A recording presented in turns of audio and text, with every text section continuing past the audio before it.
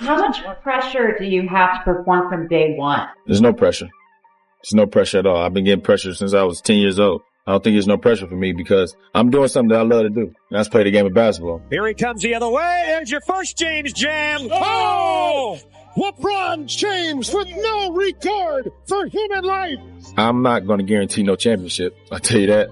I'm just trying to do the best I can. Oh, blocked by James! LeBron James just made NBA history, but not the kind he'd brag about. At 40 years old, the so-called king just got benched by his own All-Star game. That's right, the Lakers quietly told him something no franchise has ever dared to say before. We don't need you anymore. Sure, some fans might spin it like the Lakers are simply restructuring, or maybe LeBron still has the urge to stay, but the real question isn't about what he wants anymore. It's whether the Lakers even want him back. February 16th, 2025, San Francisco. The stage was set for LeBron's 21st All-Star appearance. Another record-breaking moment that was supposed to cement his legacy. Instead, 90 minutes before tip-off, LeBron suddenly pulled out, blaming foot and ankle soreness. Yeah, right. Here's what they're not saying, like straight up. LeBron didn't want to step on that court against the rising stars, a squad full of hungry rookies and second-year killers.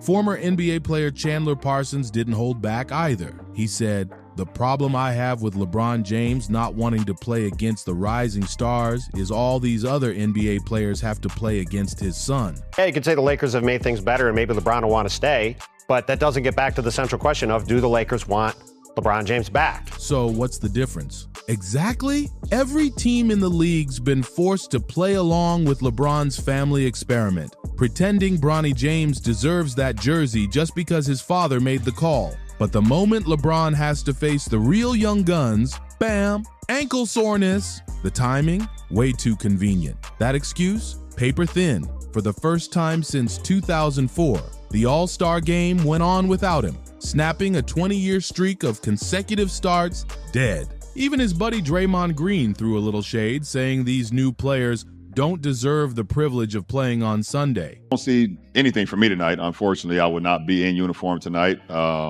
Still dealing with ankle and foot discomfort, so I will not be playing tonight, unfortunately. I hate that, but I'm looking forward to seeing the format. Translation? The old guard is shaking. The new blood is taking over, and LeBron saw it coming from a mile away. Now let's dig into something LeBron's PR team has been trying to bury for over a decade. The ghost of the 2011 finals. Jason Terry, a 33-year-old role player, cooked LeBron that year, averaging 18 points per game. Not against the Heat, but against LeBron specifically. Terry himself said, "There was a point in the fourth quarter, LeBron had his chin in his chest, shaking his head, taking deep breaths. That's when I knew he was done." That's not the king. That's a meltdown. The stats were brutal. 17.8 points, 6.8 assists, shooting 48%, and in game 4, just 8 points. Guarded by Jason Kidd and J.J. Barea. Here's the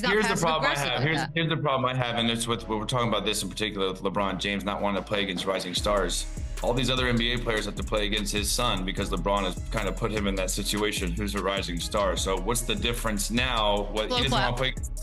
He doesn't want to play against the young guys, but completely different. Completely different. How's it different? Guys half his size. Even LeBron admitted later, "It was the lowest point of my career." But here's what fans forget. Kobe Bryant faced that same Dallas team earlier that postseason. The Lakers got swept, sure, but Kobe never mentally checked out. He didn't lower his head or fold under pressure. He went down swinging. That's the difference between Mamba mentality and whatever LeBron had that night. And remember, before that season even started, Jason Terry tattooed a championship trophy on his arm. Then LeBron let him make it real. That's wild. But here's where things get spicy. The Lakers just publicly humiliated LeBron James. NBA insiders say LeBron wanted a simple 1+1 contract extension this summer. Nothing wild. Just security for a 40-year-old vet who delivered them a championship in 2020. And the Lakers' response? Crickets. Not even a whisper of negotiation.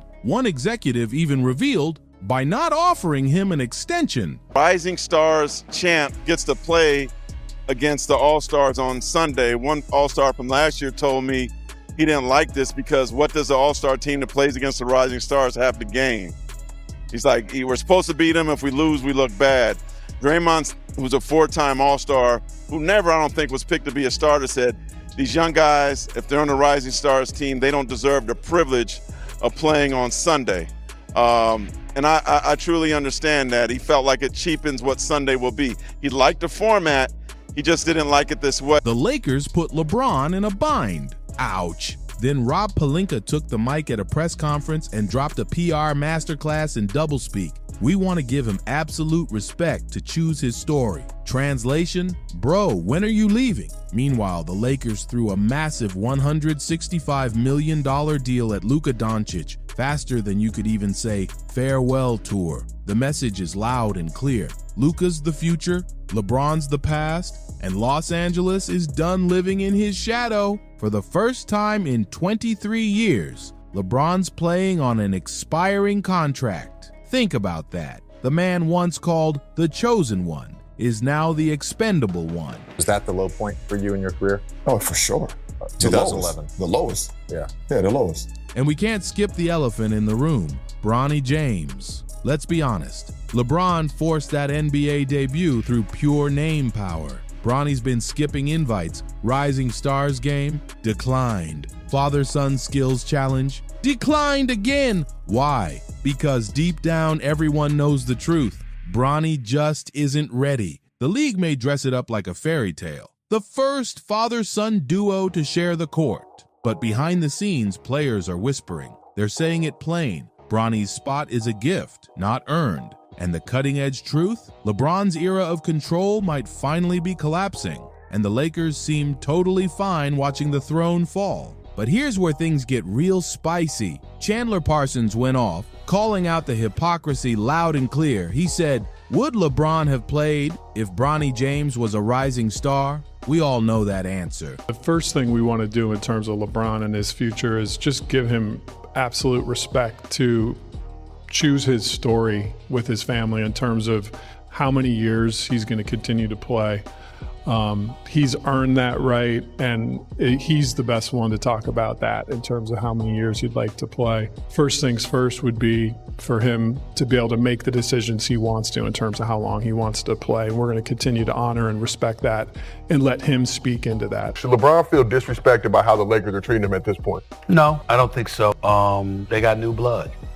A cat that's going to be the face of their franchise for the next decade, where he's contemplating walking away from the game in the next year or two. Last time I checked, that's business. Secondly, it's pretty hard to be insulted when you're being paid $52 million for 1 year's work. LeBron carefully orchestrated his son's NBA debut like it was a movie. Cameras rolling, headlines ready, legacy secured. But when it comes to real competition, even LeBron knows the act's falling apart. This isn't a sweet father-son story anymore. It's a legacy play gone wrong. Every team forced to burn minutes on Bronny knows it. Every player who lost a roster spot to that family PR stunt feels it. And now even LeBron himself is facing the truth. February 2025 flipped the whole script. The Lakers went all in for Luka Dončić, and overnight, LeBron turned from main character to supporting cast in his own movie. The body language says everything when Luka signed his $165 million extension. First father-son duo in an NBA game. To the cutting James. Oh! Look out! The legend of LeBron continues to grow. Who else but the king? One thing I always say, don't never let somebody tell you you can't achieve stuff. LeBron was nowhere to be seen. Not on vacation, not injured, just in LA. Busy? Yeah, right. Rachel Nichols even said it best. I think LeBron's problem has a lot more to do with the Lakers organization than it does with Luka. The facts don't lie. The Lakers didn't even blink when giving Luka that 3-year, $165 million deal. But LeBron, they wouldn't even talk extension. The message couldn't be louder if they put it on a billboard. You're not the guy anymore. The hierarchy shift wasn't a whisper. It was a sledgehammer. For the first time in his career, LeBron James is Robin. And unlike back in 2011 Miami, when he chose that sidekick role temporarily, this time the choice wasn't his. The King's been dethroned inside his own castle.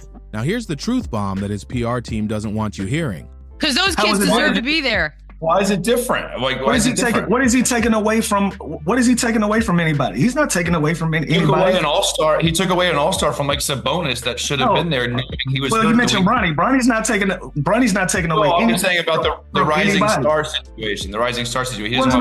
He wasn't a part of it. Yeah. So you're saying that his son is playing. Go ahead. LeBron's so-called elite defense. It's been a myth for years. Remember those all-defensive team days? The whole he can guard 1 through 5 narrative? Please. Let's rewind to 2011 again. Jason Terry, a shooting guard, had LeBron looking lost. Then you got 5'10" JJ Barea cooking him like he was a G League rookie. You think Kobe would have let a role player embarrass him in the finals? Or Jordan? Never. LeBron, though? He's been hiding on defense for a decade, cherry-picking for highlight blocks while his man drills open threes. The numbers don't lie.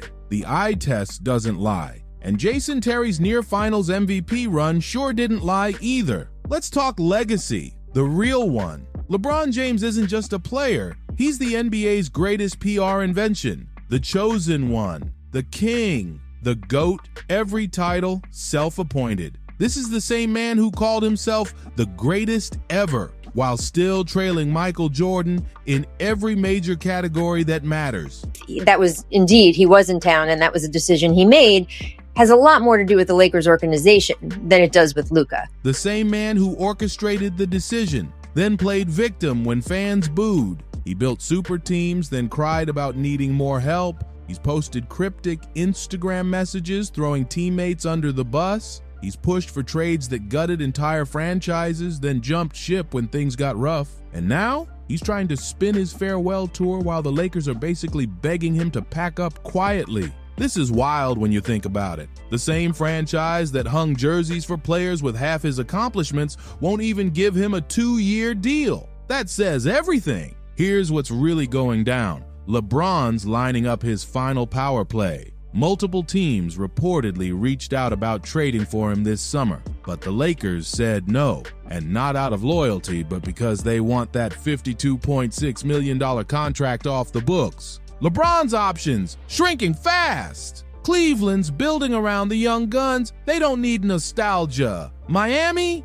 Pat Riley's been there, done that, and already showed LeBron the door once. Golden State? Steph doesn't need a 41-year-old co-star chasing one last spotlight. The brutal truth, LeBron might not retire on his terms, but because no one wants to pay max money for a 41-year-old who skips all-star games and ducks rookies. And deep down, even he knows it. His critics saw this ending years ago. Not with a bang, but with a slow fade. No emotional goodbye like Kobe's, no silent grace like Duncan's, no fairy tale like Dirk's. Instead, we're watching a painful unraveling, a living legend whose own team won't extend him, who avoids young competition, whose legacy plays are flopping one after another. That 2025 All-Star absence, it wasn't about ankle soreness. It was about realization that the game moved on without him. Those rising stars he skipped, they're not rising anymore. They've arrived, and LeBron's no longer at the top.